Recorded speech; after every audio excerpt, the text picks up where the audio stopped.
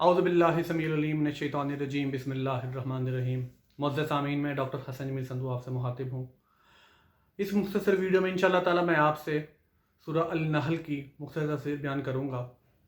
नहल शहद की मक्खी को कहते हैं।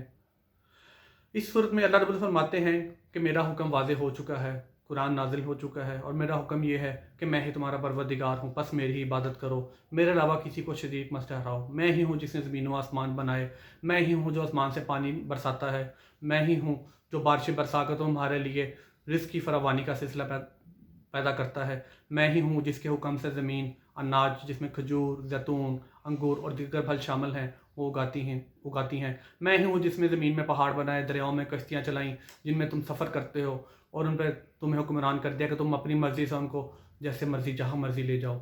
मैं ही हूँ जिसने तुम्हारी माँओं को पेटों में एक कतरे से बनाया। मैं ही हूँ कि जो तुम्हें एक शक्ल देता है, और मैं ही हूँ को जो ज़िंदा करता है, और मैं ही हूँ जो मारता है और दोबारा एक दिन रोज़े क़यामत ज़िंदा करके अपने सामने खड़ा कर दूँगा।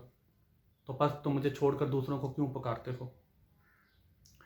अल्लाह ने फरमाते हैं कि मुशरिकीन वो हैं कि जिनके सामने जब अल्लाह का कलाम पढ़कर सुनाया जाता है तो वो उसका मजाक उड़ाते हैं। वो कहते हैं कि तुमसे पहले भी ऐसे लोगों पर क़याम नाज़िल किया, ये कलाम उतारा गया और तुम हमें जो बातें सुनाते हैं ये तो सिर्फ पहले लोगों की कहानी है। तो अल्लाह रब्बुल फरमाते हैं कि बेशक वो बहुत बुरा कहते हैं। ये तमाम जो वाक़यात मैं आपको बताता हूँ कुरान पाक में, ये बाइस इबरत हैं, ये बाइस हदायत हैं। आप इनसे सबक हासिल कीजिए। और क्या तुम वो आप जिन्हें मेरे अलावा मबूद जिनको बनाए फिरते हैं, वो लोग मुर्दे हैं, वो ज़िंदा नहीं हैं, वो आपकी पुकार नहीं सुन सकते। तो आप ऐसे लोगों को जो आपकी पुकार नहीं सुनते, जो बहरे हैं, जो आपका पैगाम नहीं सुन सकते, आप उनको क्यों पुकारते हैं। भला कोई बहरा और कोई पुकार सुनने वाला बराबर हो सकते हैं? हरगिज़ नहीं। तो अल्लाह रब्बुल फरमाते हैं कि ऐसे अपने मेरे अलावा किसी को शरीक मत बनाइए, मुझसे ही हर चीज़ मांगिए, मेरी ही इबादत कीजिए, मैं ही आपका परवरदिगार हूँ। तो जो शिरक करेगा, अल्लाह रब्बुल फरमाते हैं कि मैं उससे मुबर्रा हूँ, मुझे उसके शिरक से कोई कर्ज नहीं है। हाँ, मैं उसका शिरक कभी भी नहीं करूँगा और उसके लिए जन्म की अथाह गहराइयों में ठिकाना होगा। याद रखिए, अल्लाह रब्बुल इज़्ज़त ने बहुत से मकामात फरमाया है कि शिरक ज़ुल्म अज़ीम है और ये ज़ुल्म इंसान अपने साथ ही करता है। अल्लाह रब्बुल इज़्ज़त की शान में शिरक किसी को शरीक करने से अल्लाह की शान में फ़र्क नहीं पड़ेगा। हाँ, हमारा अपना ही नुकसान है। हमें चाहिए कि हम एक ही अल्लाह को ही अपना माबूद मानें और अल्लाह से ही मदद तलब करें और उसी की इबादत करें। अल्लाह रब्बुल फरमाते हैं कि भलाई मेरे ही ज़िम्मे है, गुमराही भी मेरे ज़िम्मे है। तो जिसने भलाई को पा लिया, जिसने कुरान की तालीमात पर आसान तरीके से अमल कर लिया, उसके लिए आसान ठिकाना है। और जो गुमराही का शिकार होगा, जो शैतान की पैरवी में चला गया, जिसने शिर्क किया और जो शैतान की पैरवी में इतना आगे चला गया कि उसने अल्लाह के तमाम अहकामात को ठुकरा दिया, उसके लिए शैतान के साथ ही जहन्नम में ठिकाना होगा। अल्लाह रब्बुल इज़्ज़त फरमाते हैं कि कायनात की हर चीज़ मुझे ही सजदा करती है, तो कौन सी ऐसी चीज़ है जो तुम्हें सजदा करने से रोकती है। याद रखिए, शैतान ने एक सजदा करने से इनकार किया था तो उसको अल्लाह ताला ने क़यामत तक के लिए मरदूद कर दिया, अपनी रहमत से दूर कर दिया।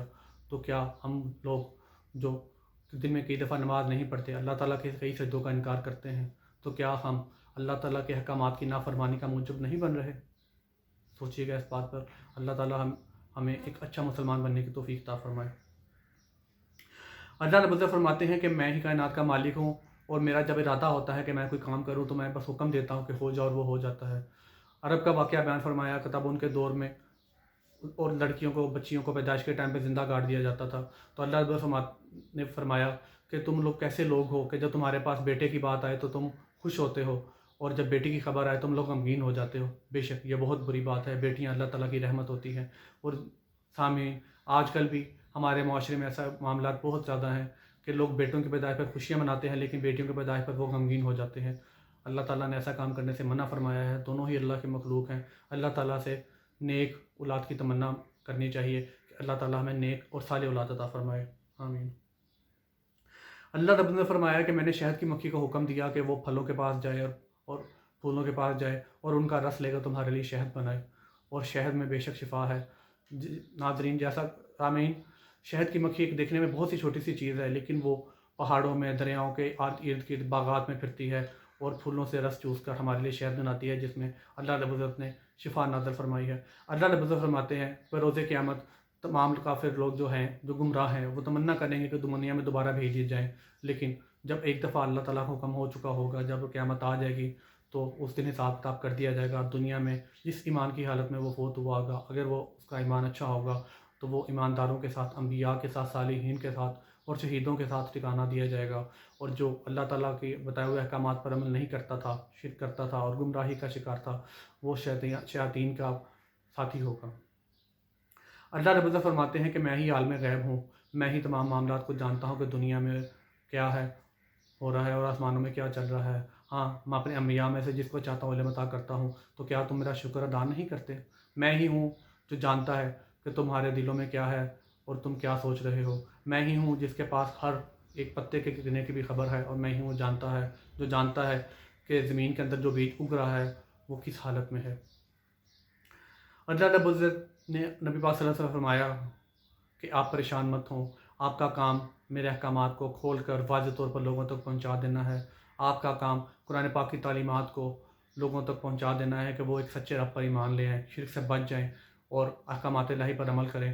آپ پریشان مت ہوں، بس جو آپ پر ایمان لے آیا اور جو بھلائی کے کام کرنے لگا اس کے لیے اچھا ٹھکانہ ہے، اور جو گمراہی کا شکار ہو گیا وہ اپنا انجام روز قیامت خود دیکھ لے گا. اللہ رب العزت فرماتے ہیں نماز قائم کیجئے، صبر کیجئے، زکوٰۃ ادا کیجئے، اپنے وعدوں کو پورا کیجئے اور جھوٹی قسمیں مت کھائیے. اللہ رب فرماتے ہیں کہ قسم صرف میری کھائیے، اللہ کے سوا کسی بھی قسم کھانا جائز نہیں ہے. اور اگر آپ اللہ تعالیٰ کے ساتھ نام لے کے کوئی قسم کھاتے ہیں تو اس کو ضرور پورا کیجئے. قسم جھوٹی مت کھائیے اور قسم کو پورا کیجئے. مزید برآں اللہ رب العزت نے ہجرت کرنے والوں کے بارے میں فرمایا ہے کہ ہجرت کرنے والوں کے لیے بہت اجر ہے، کہ جو لوگ اللہ تعالیٰ کی راہ میں ہجرت کرتے ہیں، لوگوں کا مصائب کا شکار ہو کر اللہ کے دین کے پھیلاؤ کی خاطر، اللہ کے دین کے استقامت کی خاطر، اللہ کے نبی کے پیغام کو پھیلانے کے لیے اپنا وطن چھوڑ کر، اپنے گھر والوں کو چھوڑ کر مصائب و آلام کا شکار ہوتے ہیں. اللہ رب فرماتے ہیں کہ ان کے لیے بے پناہ اجر ہے اور وہ میرے مقربین میں سے ہیں. بس آپ کو چاہیے اے نبی پاک صلی اللہ علیہ وسلم کہ میرے احکامات کھول کر بتا دیجئے اور لوگوں کو بتا دیجئے کہ اللہ ہی واحد رب ہے، وہی آپ کا معبود ہے، اسی کی عبادت کیجئے، اسی سے مدد مانگیے اور اس کا کسی کو شریک مت ٹھہرائیے. اللہ سے دعا ہے کہ اللہ تعالیٰ ہمیں شرک سے محفوظ رکھے، نبی پاک صلی اللہ علیہ وسلم کی بتائی ہوئی تعلیمات پر عمل کرنے کی توفیق دے اور ہم نماز قائم کر سکیں، صبر کریں. اور اللہ تعالیٰ جیسے بیان فرماتے ہیں کہ نماز بے حیائی اور بری کاموں سے روکتی ہے، تو اللہ تعالیٰ سے دعا کریں کہ اللہ ہماری نمازوں میں ایسی استقامت پیدا کر دے کہ ہم بے حیائی سے بچ سکیں اور برے کاموں سے بچ سکیں.